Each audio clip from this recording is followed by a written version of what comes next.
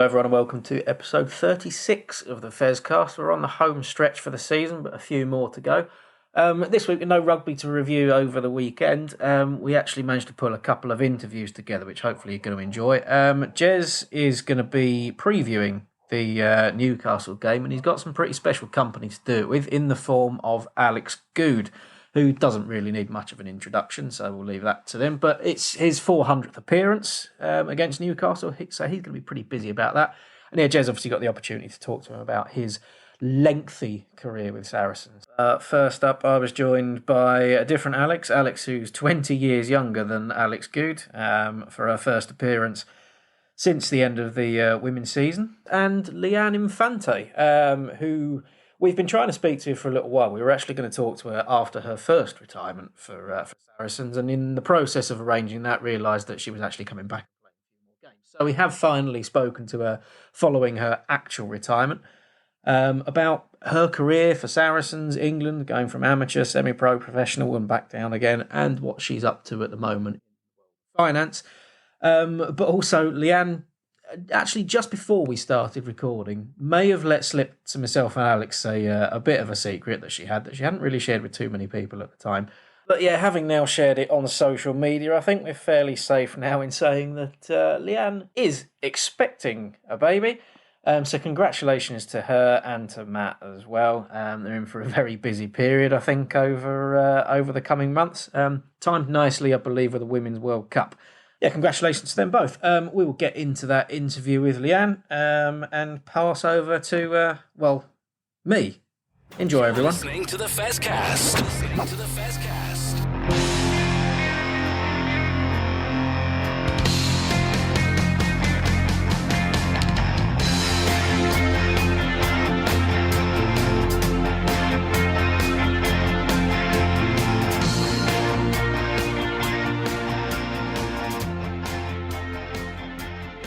So welcome to this week's Fezcast. Firstly, welcome back to Alex, who we put into hibernation for a little while after the end of the women's season. But Alex has joined us again. Alex, how are you doing? Are you in the middle of exams or anything at the moment? Or? No, I'm good. I've got a couple of weeks and I've got some exams and I've got some at the end of June as well.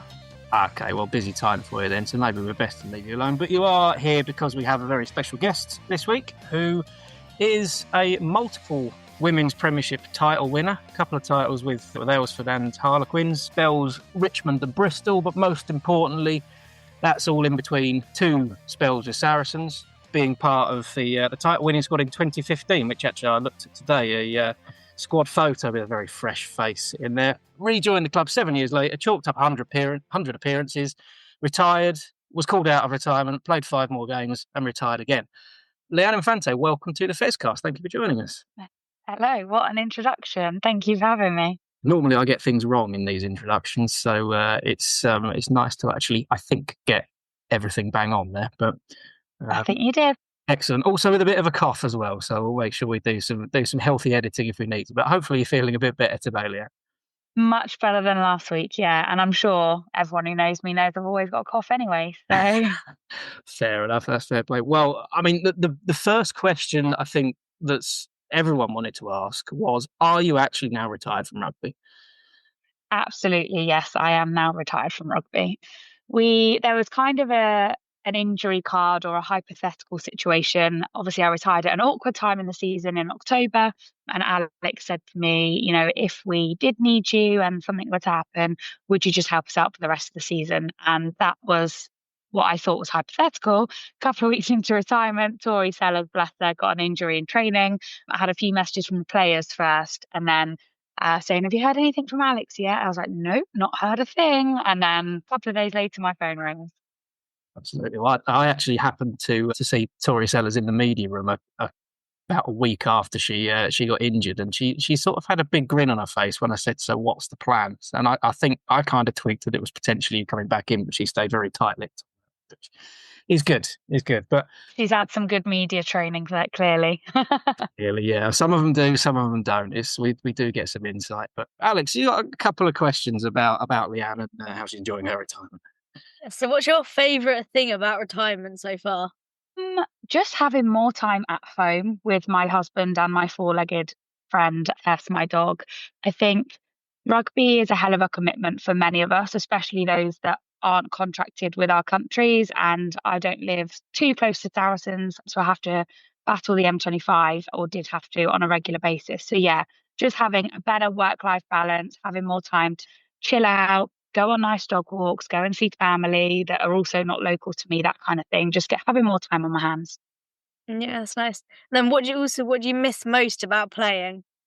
The girls. Rugby I've only ever known. So, all of my friends are in the rugby environment. They're all busy when I'm free, and when I'm free, they're all busy. So, yeah, I am missing the social element of it. And when it's nice and sunny, like the final was, I miss playing, but I don't miss playing when it's hammering it down with rain and I get to stay at home. That's fair enough. I mean, I do have one bone to pick with you, and it's the fact that you are making me feel old, because you are the first player to retire because you want to retire that is younger than me. So I've now got to accept that my career is never going to happen. You've got 6 months on me. It's just not fair. But, you did retire a bit earlier than many people might have expected you to. There were a few people that were actually, very shocked, to be honest, at the timing of you retiring. So what was the thought process really behind going when you did? Yeah, I think obviously I didn't get an England contract post the World Cup 2023. And as many of you know, I started a second career in finance and was juggling the two. So I was a dual career athlete from then on when I came back to Saris. I think if we'd have got to the final and won the year that I returned, there was a potential that I could have gone out with a bang if we'd have lifted that trophy at the end of that season. That didn't happen. And one of our managers just pulled me aside a couple of weeks towards the end of the season and said, "You do realise you're going to be finishing this season on 97 caps," I think it was at the time. And I was like, wow, that's really annoying, isn't it? So, yeah, I had a chat with Alex over the summer. He was obviously asking what my rugby aspirations were, that kind of thing. And the love for it had started to go. Sarri did so good to keep me as long as they did, but the love for it started to go the more my finance career was kicking off, and it started to feel again a little bit like a chore rather than me going there because I loved it. And it was just a battle of work-life balance and time management. So it just felt right that I've always wanted to go in form. I wanted to be remembered for the type of player that I was on the pitch. I didn't want to hold on, let's say, maybe too long. And I just wanted to be remembered for who I was. And I just thought getting 100 caps for any club is a hell of an achievement. I am aware I've played for a number of clubs, so to do it and play for a number of clubs is even harder. So yeah, I just thought what perfect timing to go out on my own terms, have a bit of control about the retirement and what that looked like, and to go out in form as well. I was conscious the less I was training, the worse I was going to get, and the more, the better everyone else was going to get and jump ahead of me. So I always wanted to go out in some kind of form that I could keep up with everybody else. That's fair. Yeah, so what's your favourite memory at Saracens?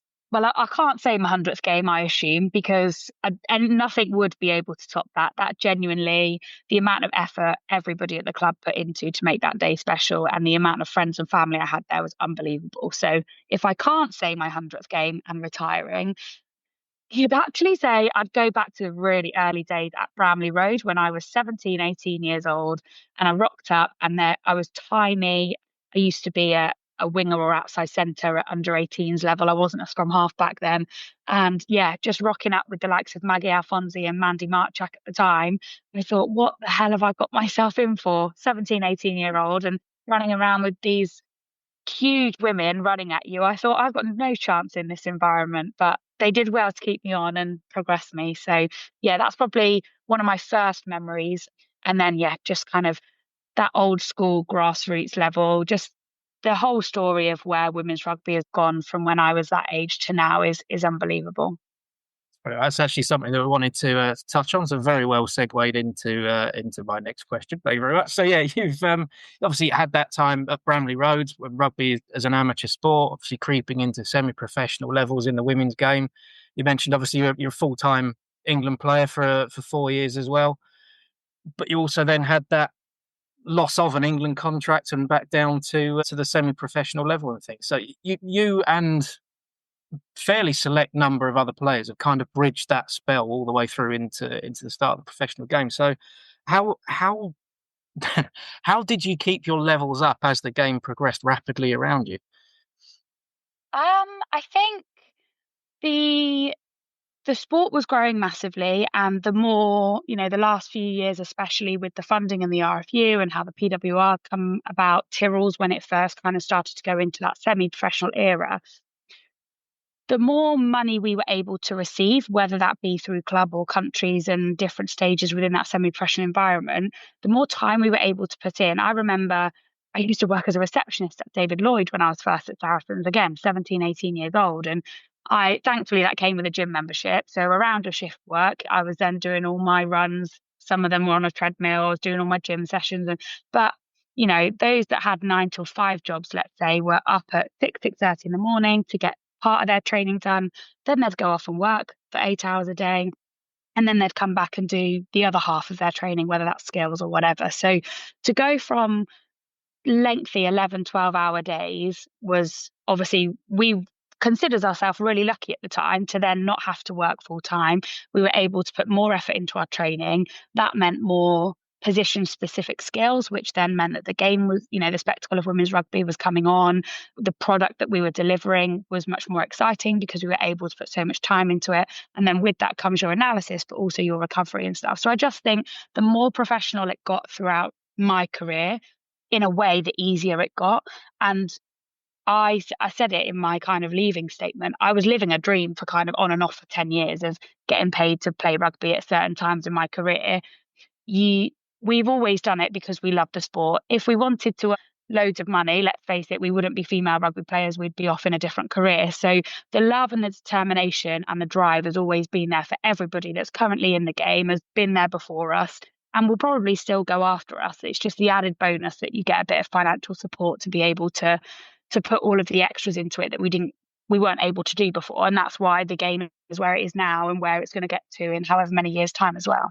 Absolutely. I suppose, though, the flip side to that is once the rugby career ends, it's a sort of much steeper drop off from earning professional wage for rugby to having to move into a secondary career or a new career. Obviously, for yourself, quite a nice transition into the world of finance and providing people advice on what to do once they change career or leave a career entirely. Yeah, I think it's an area in the sport that I do still think needs further development, because there are so many girls now, if there are 18, 19-year-olds, early 20s, they're coming out of academy-based programs or school and college environments, and some of them are getting handed some contracts now to play rugby, which is fantastic. And it's what obviously the boys have always ever known.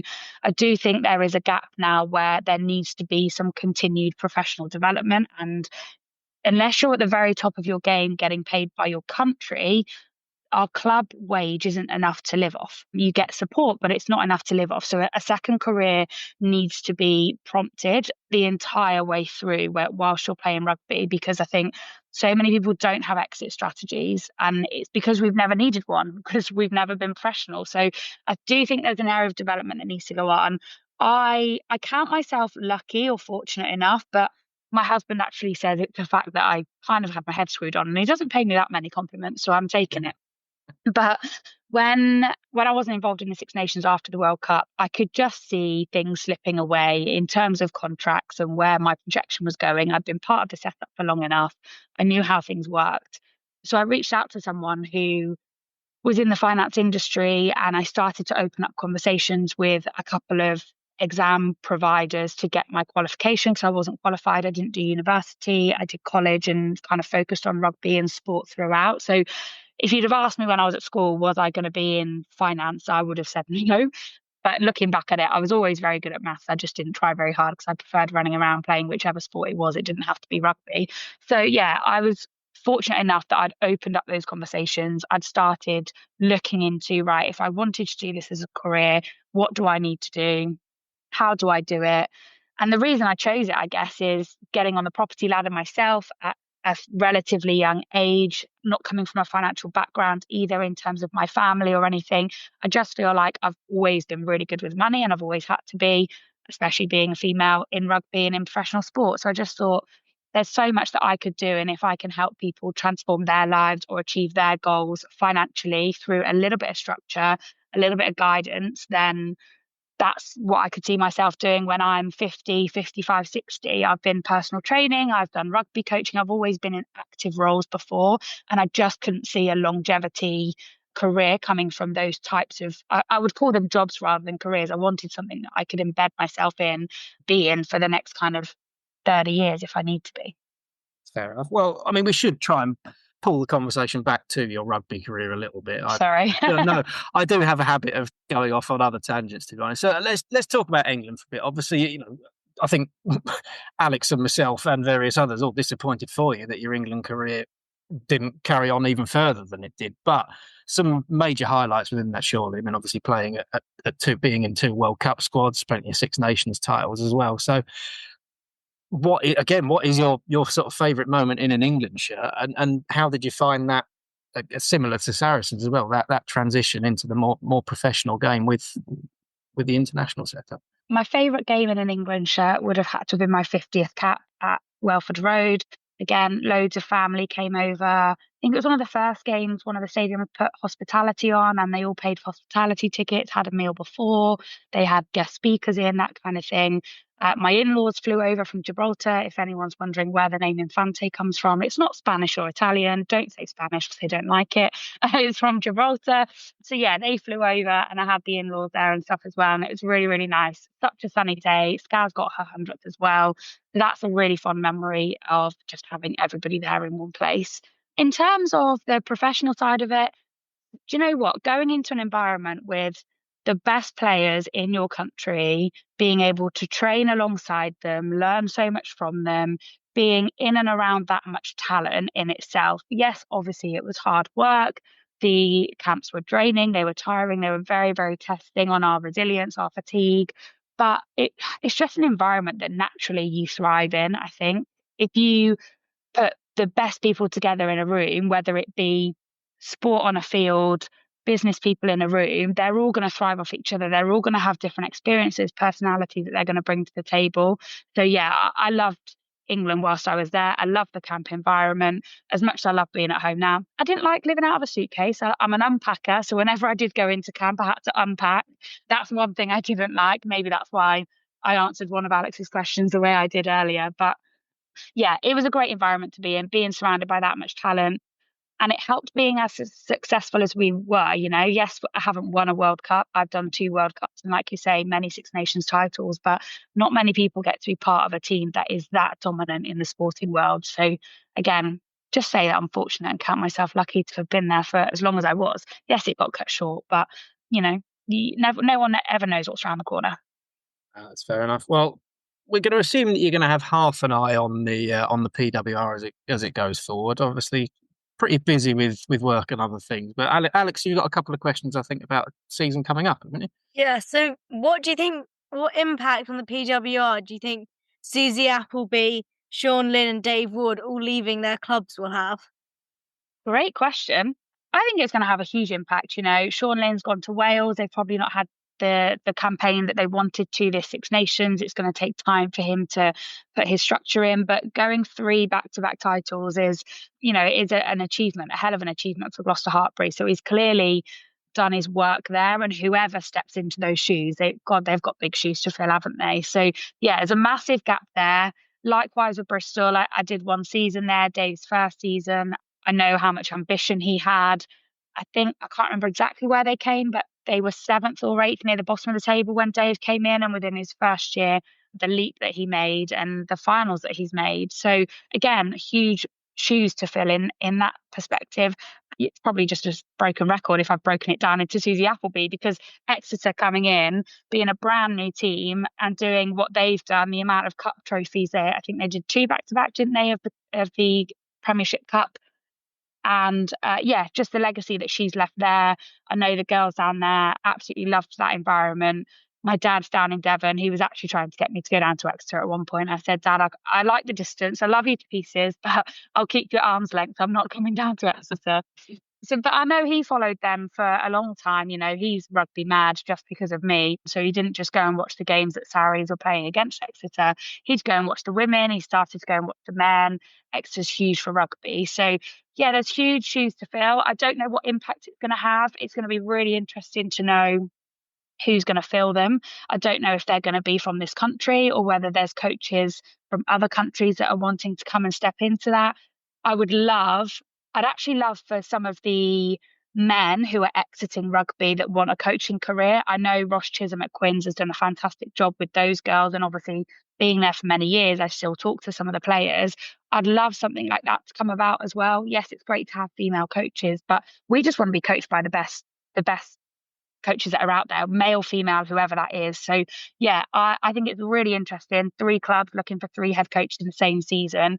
Who knows what impact it's going to have? It's going to be one that's going to even take things to the next level, or are those teams going to take a dip in the next couple of years? And you might see the likes of Saracens come back up into that final. Harlequins were very close this year. It's going to be really interesting. I also think there's going to be a lot of player movement this year.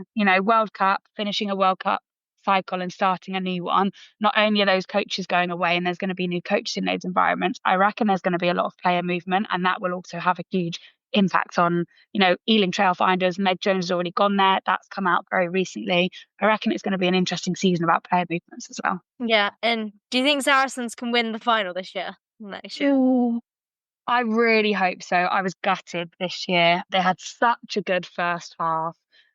I really hope they can. It just depends on the recruitment. I don't think I can answer that question until I see the player movements and who's going to go where, or albeit who's staying where. I'm still in some of the Saris groups, but not all of them. So I don't know who's coming in and who's going, but there will be some player movement. I would love to see them in a final.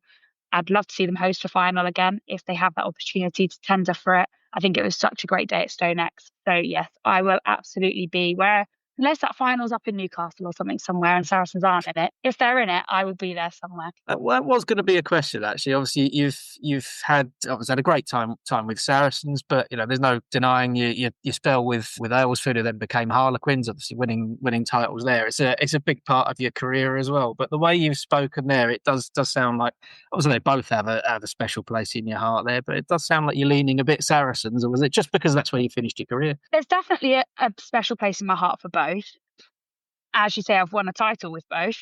So, I finished my career at Saris. What they did for me when I came back was unreal. So yes, I wouldn't say my heart is in one place over the other. I would say it is split. All of my friends that I played at Harlequins with, they've all retired and moved on now. So I do still speak to some of them, but there's not many of them left. But going back to Saris and obviously being committed to them for the last 2 to 3 years, I was absolutely rooting for them this season. I know I played this season, but some people, I think the duel was about 2 or 3 games after my first retirement before I came back out. Yeah. So many people were asking me who I was cheering for. I was like, that's such a stupid question. Of course I'm cheering for Saracens. I only retired about 3 weeks ago. But yeah, no, there's a lot of banter going on in the groups that I'm in. They both hold a very special place. I wouldn't say my heart's in one versus the other. I've got very fond memories at both clubs. I think that's perfectly reasonable, to be honest. Okay.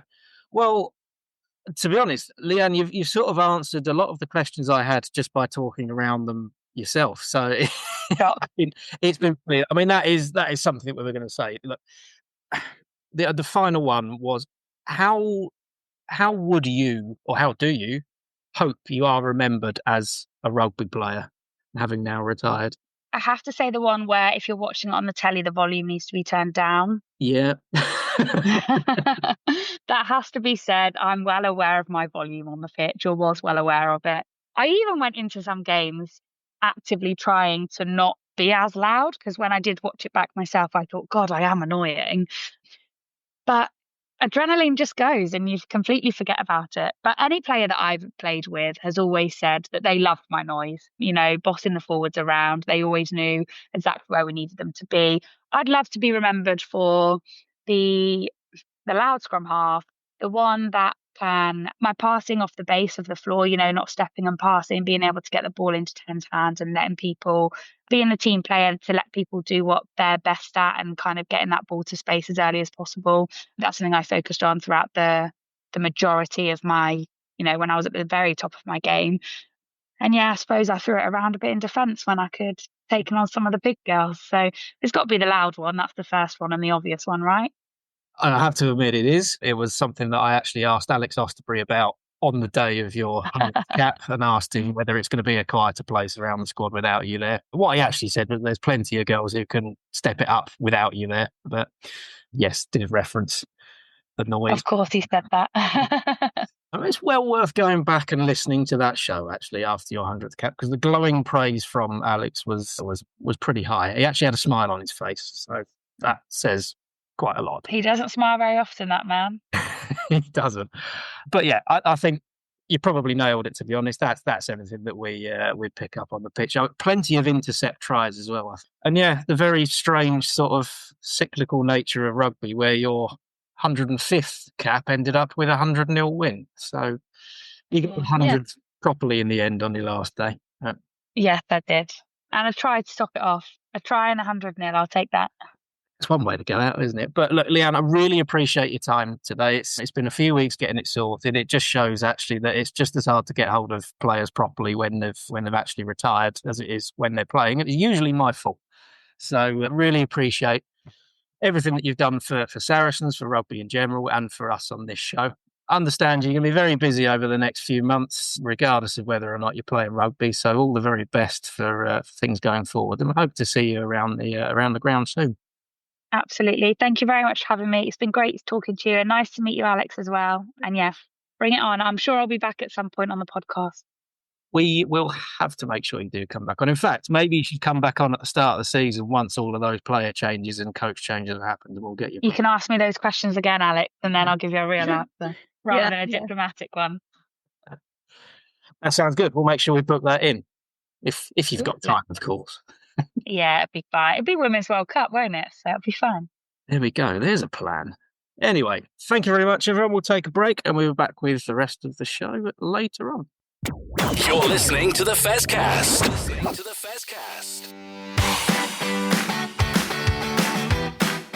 You are listening to the Fezcast, which is proudly sponsored by the Saracens Supporters Association, and I'm Alison Davis, one of the SSA committee. For a £10 annual subscription, the SSA provides our members with monthly newsletters, virtual and in-person player events, away match ticket allocations, and we organise pre-match gatherings at away matches.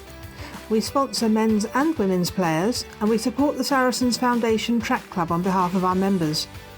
On top of all that, every year we have a seasonal SSA badge, which is exclusive to members. Where else can you get that much value for a tenner? Join now at membermojo.co.uk/SSA, or come and see us on match day in the Oasis at the Stonex. This is the Fezcast. Well, I'd like to welcome back to the Fezcast a legend of Saracens, a legend of the game of rugby union, a man who made his debut in 2008 versus Bristol. Since then, has racked up nearly 400 games, going to rack up his 400th game this weekend, we hope. Over 600 points scored, 6 Premiership titles, 3 Champions Cups wins, Prem Player of the Year 2015-2016, European Player of the Year 2019, 21 England caps, and legendary celebrator of victories. Welcome back to the Fezcast, Alex Goode. And first of all, may I say, this is going out on the 7th of May, Wednesday. Happy birthday for, well, we're recording on Tuesday, but it's your birthday tomorrow, isn't it? Yeah, it's all coming at once, but thank you very much for that intro. Very kind. And yeah, getting a little bit older. So can't cheat Father Time, unfortunately. Frightened me because I played my last game of rugby in 2008, just about when you were making your debut, which makes me feel even older, mate. But I mean, the last time we spoke, you were sat in a room on your own in Japan, where you'd gone out for loan for a season whilst things are happening. Very different these days, though, isn't it, from that time? I remember we had to send you lots of fruit and nut bars, I think, to get you on to do the Fezcast with us. Well, I don't think you had to, but I think Alison Pearson wanted an excuse to fatten me up and send me some chocolate, which was very much needed at that stage. A tough period during COVID, but yeah, lots changed. Married, 2 kids, body's a bit older, a bit slower, you know, a bit less hair, really. So yeah, old age, it happens. My ears are hairy, my nose is hairy, but that's not hair on top. So yeah, what a combination. Yeah. Just as well you're married now, because I mean, that's a terrible dating image, isn't it? But there we go. But yeah, 400 games up, Alex, this weekend. I mean, that's one hell of an achievement. Absolutely amazing. Two questions off the back of that. First of all, what sticks in your mind as top achievements in those 400 games? I mean, what's the biggest thing as you look back?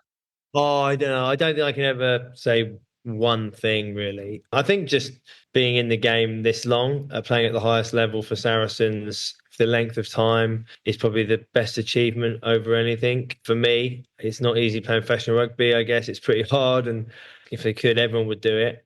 But to sort of be playing still, playing at top club, being involved every week is something that I'll cherish for a long time. Means a lot to me, really. Obviously, the winning teammates, the memories has been incredible, and I've loved every minute of that, and that's been amazing. And I guess, yeah, to be able to have played this game at Saracens for nearly 20 years is pretty special, and the friends that I've made and the memories I've made along that way have been incredible. Well, it leads us on to the second part. And a colleague at work, Joe, who's a Saracens supporter as well, he asked me to ask you, 400 games in, late 30s, you've got kids, you've got other things outside of rugby that take up your time. But what keeps you motivated? What keeps Alex Goode going out on the training paddock day after day and putting your body on the line on match day against lads who could be nearly 20 years younger than you? Yeah, I'm obviously a bit dim, really, because when you put it like that, it is stupid. Just in life and limb. No, look, I think the biggest thing for me is probably been I love the game, first and foremost. I love rugby. I love being out there, and I love competing. So the competition, being out there, trying to win, trying to find a way to win, trying to find a strategy to beat the opposition is what I love. And that sort of competitiveness, will to win, along with the love of the game, has kept me wanting to keep doing it for as long as possible. It's as simple as that, really. And I guess off the back of that, I've stubborn enough to not want to let myself down, always wanted to get the best out of myself, improve throughout, which has been a good combination. But I think really when I look at it, it's that love, competition and will to win that is everything to me. On the basis of that, you've been playing since 2008. You were at the academy for a couple of years before that, coming through. You played with a hell of a lot of players, some of the greats of the game as well as yourself. But what players, past or present, have influenced the way that you play and train? Who perhaps mentored you when you started and who inspires you now?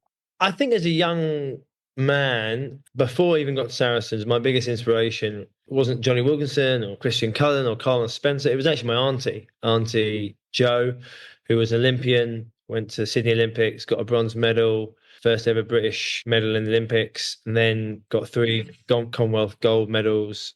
Seeing her firsthand do that as a mum, to then retrain, go back out there, the hard work she put in, the effort, everything she put on the line was incredible. And her resilience in that 3rd and 4th playoff bronze medal game was just amazing. So she was a big influence. I think in rugby terms, Richard Hill had a huge impact on me when I was sort of 19, 20.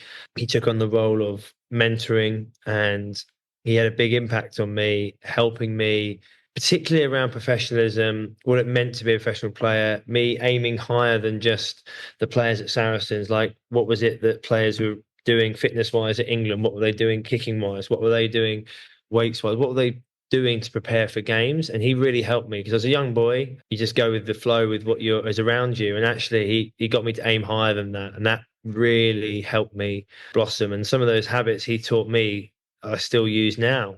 And then probably an influence which is underestimated by a lot of people is Kevin Sorrell over the years, perhaps less so over the last couple of years, particularly because you get to a point where you kind of know yourself pretty well. But in that middle period where I perhaps was playing for England, wasn't playing for England, I could have been involved more, question yourself a bit. You are unsure. You might have periods where you're not playing as well and you're like, what is it? Am I missing something? Am I doing something? And I would use him as a sounding board just to have a look at my game. Does he think I'm not getting involved enough? Does he think I'm overworking? Am I being lazy? Am I making mistakes? Am I missing things? And he was really good for helping me just go back to some sort of basic principles for me and like looking at my game in a very simple way. So those people had a big influence off the field and on the field. And then really just players. You know, from the introduction of Chris Ashton coming to the club, I thought I was really fit. And then he turned up and he was fitter, and it made my mission to then beat him at fitness and be better than him, and sort of got to that point. But I thought I was doing really well because I was fitness, and then he turned up, and Richard Wigglesworth before that, and certain players were sort of raising the bar, and I went, okay, I want to be part of that, and I want to be number one still. And it makes you train harder and realize where you can actually reach. And then, the likes of Owen and around the place, just the diligence, Mara diligence. People ask me what makes the best players. It's just there is no shortcut. They work the hardest. There's a talent to how hard people can work and how disciplined they are. But that is a talent to me. And so those kind of people set the bar, and you want to be part of that, and you want to take your game to the next level, and you realise where that can get you, and you do that. Gary Player, the golfer, who was always said that he was a lucky golfer. And he always said, the more I practice, the luckier I get. Yeah. And it's very much that, isn't it? We talk about that golden generation of Saracens players. You mentioned Owen, talk about Richard Wigglesworth, all those guys that came through. Jamie George still at the club as well. You and Jamie, kind of like the two last boys standing, as it were, from that golden generation. Do you, first of all, find a responsibility now to instill in the kids that are coming through, your Tobias Elliott's and your Ollie Hartleys and whatever, that same kind of diligence that you learned from senior players? And secondly, as the game's developed and players have moved on or retired or whatever, has that changed the dynamic at Saracens at all? Or is it a continuous people come in, buy into the culture, and that culture just continues? Well, I think obviously me and Jamie have a big role with that, and Marrow and some of the coaches, but there's also players who've been here for, like Nick Tompkins, who's been here for a long period. Theo Dan's come through the academy and understood it. Nick Ezekwe, just to name a few, who understand what it's about and have to take that mantle on themselves. And one thing saying it, it's another thing doing it. And being honest, it's harder at my ripe age to showcase that to everyone, because you can't do every single rep like you used to, because you get injured or your body can't physically take that toll. But it's about instilling that to those young players, as to, you may not be getting picked at the moment, but you've got to do everything in your power to control the controllable. So have you done your kicks? Have you done your passing? Have you done your extra tackling? Have you done your weights? Have you done your prehab? Have you done your video analysis? So that when the chance does come, and I learnt this from my time under Eddie at Saracens, while people think that I might dislike him, he instilled some good habits for me in that early period when he came to Saracens, and I was on the field first doing extras, I was off the field last, I was working so hard, and he didn't give me a chance for 6 months. And I was like, in my head at the time, I was thinking, why am I doing all this? Like, I'm not getting a shot.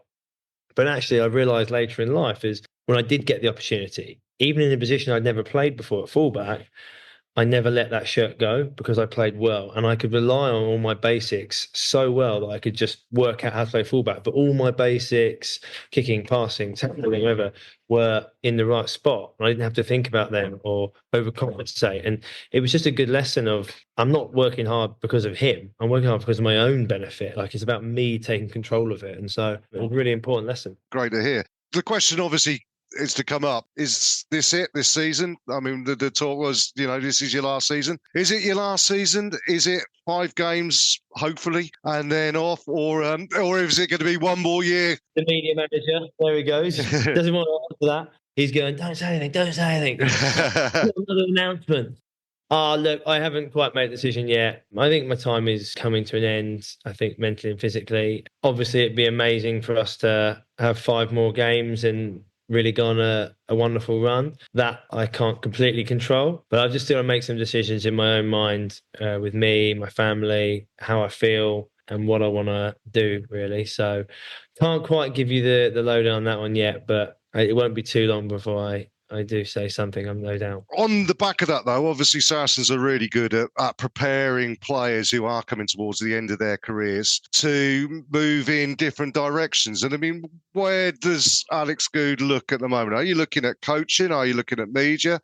Are you looking at a combination of both? I think I'd like to do media work, and I've enjoyed doing it. I'd certainly like to do more analysis for the fans at home. I think they're probably not quite getting that at the moment, but I think it's quite hard to get into. There's a lot of players who are in it already. You've at TNT, you've got Brian O'Driscoll, Sam Warburton, Austin Healy, Ben Kay, Chris Ashton, Danny Kerr, Hugo Monya. There's obviously a list, Dave Flat. There's a lot. So that's not easy to get into that. But I'm not ready to give up on the coaching at this stage. I think I always was against it, but I think the more I'm involved in rugby, I think they realise, and hearing the coaches and the young players asking so many questions, I think I can give a lot back. So it would be a shame to walk away from rugby after sort of 19 seasons and a relatively good IQ to sort of give that up and not come back to it. So I'm sort of looking at that idea a bit and then other aspects. But whatever happens when that day comes, I'll have a little break, be with my family, which would be the most important thing, and then make that decision off the back of it. The other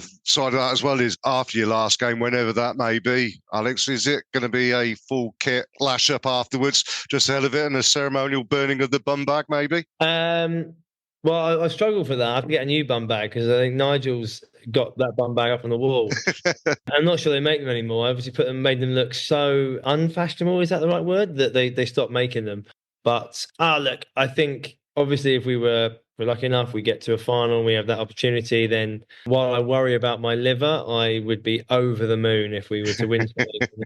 I would definitely bring out the kit and perhaps make it a charitable event to guess how many hours I'll be in my kit. Long way to go before that, and let's see. But yeah, I like to believe it was one and done. Do it well once and then not again. So we'll see. You mentioned charity there. I mean, charity, obviously, Saracens Foundation in particular, is something that's very dear to your heart. And I'm sure that you've seen on the website, there's going to be stuff going on this weekend at the Falcons game. I mean, just tell us about why you got involved in the Saracens Foundation and the other charities that you support. Well, I think first and foremost, the foundation do incredible work. And I've been lucky enough to go down on the Monday nights where the foundation do coaching, particularly with kids with severe disabilities, learning difficulties. And it was my mum, really. She goes down every Monday that she's here and is an inspiration to me in terms of her charitable work. And I try and get down there as much as possible. I went down last Monday with my son Remy, and he was flying into tackle pads and we were getting really involved. And it's great to see. And you see the parents there who appreciate that for 1 hour, their kids are having a great time outside, running around, playing games, enjoying themselves. So that's one side of the foundation. I'd seen previously their work with young offenders in the prisons, which was great. And again, the link to my mum there, she was working with prisons and helping with the reoffending rate, helping people who are on the rehabilitation path there. So in terms of the foundation, I think the work they do is incredible, and they encourage the players to be as involved as they want to be, but don't push that, which I think is fantastic. And then really the two other foundations, charities that I've had a really big part of, much more than anything else, has been the Matt Hampson Foundation, and then my mum's charity, Brick by Brick in Malawi, which I've been on the board of trustees, I think is the term, or the board anyways, for a number of years now. And she started that with her late husband and has built 11 schools in Malawi and a feeding program and a widow program as well. So her energy to help others is incredible. And that, I always say if I'm half the person my mum is, and I've done pretty well in life. She's a real role model and inspiration in terms of her work she does with charities, and I try and help as much as I can, and I look forward to doing more of that when I retire. But also the Matt Hampson Foundation. Matt is one of the most inspirational humans you'll ever meet, and the work he's done, not to be bitter or angry about what happened to him, but to try and raise as much money and profile for people who are less fortunate than he is just amazing. And as I said, he's an inspirational man. Yeah, absolutely. I mean, rugby's full of inspirational men, and I'm sure we can add you to the list as well for the work you do. But yeah, no, absolutely amazing. And we'll put some links up to everything as well if people want to get involved. Moving on, need to have a quick chat. First of all, obviously, Falcons could be your 400th game if selected, which we hope you are, and that you're fit to go and everything, which would be amazing. Before we just talk about the Falcons game, just ask you about the season so far, because it's not necessarily been as successful a season as previous seasons. But then again, we knew this was going to be a bit of a transition season with some big names leaving and some new players coming in. From inside the camp, how do you think the season's gone? Are there points where you think we could have done better, or is there positive things that we can take from the season so far? I don't think it's been that different to last year in many ways. We were pretty inconsistent last year, and we had some really good wins, and then we had some blowout losses, which was very unusual for us at the time. And I think this year we have been a bit up and down. I think we'd be the first to admit that. We obviously started the season really well, and then we hit a bit of an up and down patch coming into Christmas and after that. And that sort of continued really in the way we've been. And I think it's a team that hasn't played loads together. So trying to find that cohesion quickly is hard. And in a league which is so tight, if you lose 1 or 2 games you shouldn't lose, then the pressure's on. So look, I think that overall, I think we're in a good position, and time will tell over the next 4 weeks as to has it been a good season or a bad season in that sense. But I think even still, we've put really good processing in place. We're in a good place as a team in the sense of there's guys who've got experience who've never played in this league before or haven't played together ever before, and they're only going to get better and better. There's young guys who've come through who have got better week by week, month by month. And I think the team's set to be in a good place. The profile age-wise of the squad is very young, especially if they sack me off, it's really young. So it's in a good place, and they'll only get better from playing together, experiencing some tough moments, some good moments, like the generation before them, like we did before, where we had to go through some pretty tough, brutal losses before we found success. And those moments together are what bring you together. So yeah, I think we'd admit that it's been a bit inconsistent at times, but as I said, there's been some really real bright shining stars in there, some positive moments, and we know that if we can get it right, we can be very, very good. I'm going to ask you, I mean, is there anybody that you would particularly pick out, particularly perhaps in the back three, that is really exciting you? I mean, we've been talking up, obviously, Tobias Elliott's had a great season, hasn't he?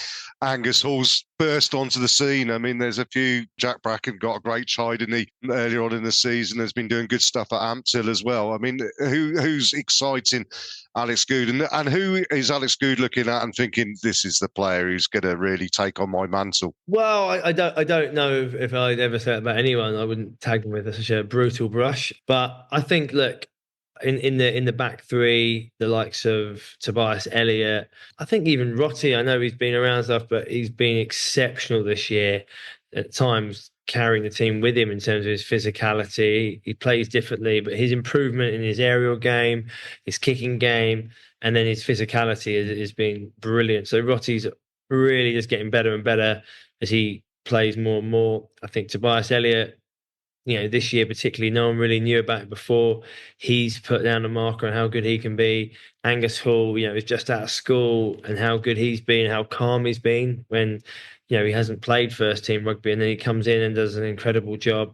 And as you said, Jack Bracken is there, who is waiting desperately for his chance. But in training, we're seeing how devastating he can be. He is electric. He moves so well laterally. He's physical, and he's just got a thirst to get better. So, look, I think in the back three, those guys have been brilliant, and you're really seeing that. It was a shame that Max Eek got injured, because the game against Harlequins away from home was one of the best individual performances I've seen in many years in terms of how he played. So, look, there's potential there. We know that. There's a lot of good players out there at this club, and it's exciting. So, and then you've only got to look at Nick Ezekwe is not that old. Theo Dan's not that old. Just to name a few. Fergus is not that old. Louis Johnson's not old. So plenty of young players who are exciting, who are going to grow, who've played a lot of rugby as well. Yeah, there has indeed. Now, obviously, going into the last 3 regular games of the season, there is an element of we're relying on other results to perhaps help us out a bit. Starting with Volkers, though, what is the attitude in the team? Are you just going to go out and enjoy some rugby here? Because we've seen a development over the last few games where there's been a bit more expansiveness in the backs, a bit more of an attacking intent maybe, or a different way of attacking, just from our personal view. How are we setting up for Volkers on the weekend? Well, I think, first and foremost, you can't worry about other results, because you've just got to take care of what you can take care of. So at Saracens, we're just worried about Falcons. We're not thinking about other results or anything else. We're just purely here to win that game and do a good job. So we know that they're a very good side. Like, they've taken some scalps. They beat us earlier this year. And any team that underestimates them gets in a lot of trouble. So it's a proper tough game. They have a real identity to put the ball in front of their team, scrap hard, work really hard. They're physical. Their breakdown work is exceptional, and they can frustrate you. So you have to be precise. You have to pick your moments as to when to attack them. You can't just try and throw the ball around and think it'll be all right, because that's what they love. And they love getting turnovers and then hitting you on the transition or taking the 3 points or getting into your 22 where they're really good. So it's actually about being controlled. But then when you get your chances, you attack quick and you're sharp and you're precise. And that's important against Newcastle. We're looking forward to the game immensely, and the last couple of games of the regular season. And, you know, as I say, hopefully we'll get 15 points from those and see where it goes from there and whatever. Alex, I'd like to say thank you ever so much for joining us today. It's been absolutely wonderful having a chat with you. We wish you all the best for the weekend and the future, whatever that may hold. And you never know, in a couple of years' time, we might be sat down here talking about 500th game for the club. You never know. Could happen, couldn't it? But no. But the mark, I don't think you'd have it, but yeah. But whatever happens to you in the future, from us as Saracens fans, we'd like to say you are a proper legend of the club. There is no two ways about it. You know, I mean, you are the goat of the club. It's quite simple, on and off the field. And we wish you all the best, and ask you, as we normally do, to send our regards to the rest of the team, and wish you the best for Saturday and the forthcoming rest of the season, and I hope everything goes well. Thank you, Jez. I really just want to say thank you for all your support, all the Saracens fans, the Fest Club, everyone for their support over the years. It means the world to me and my family, and it's a special place, Saracens, in my heart. And when I come to the ground playing or not playing or whatever, it fills me with a lot of joy. So thank you. Well, absolutely. Well, you've given us a lot of joy, and glad that we can give it back to you. But I'll say thank you very, very much. And to everybody listening into the Fezcast, we'll be back again next Wednesday on the 14th, hopefully talking about a fine victory against Falcons, and looking forward to Northampton Saints away. But until then, we'll say all the best. And thanks to Leanne Infante, who spoke to Alex and Matt earlier on, and obviously to Alex Goode for joining us on the Fezcast. And we'll see you next week.